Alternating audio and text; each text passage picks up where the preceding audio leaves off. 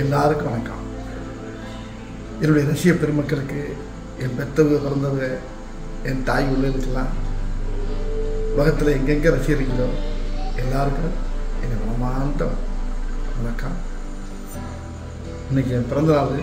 இந்த பிறந்தநாள் அன்றைக்கி செப்டம்பர் 12. உலகம் பூரா என்னை எல்லா பேரும் மனசார என்னை வாழ்த்துறீங்க.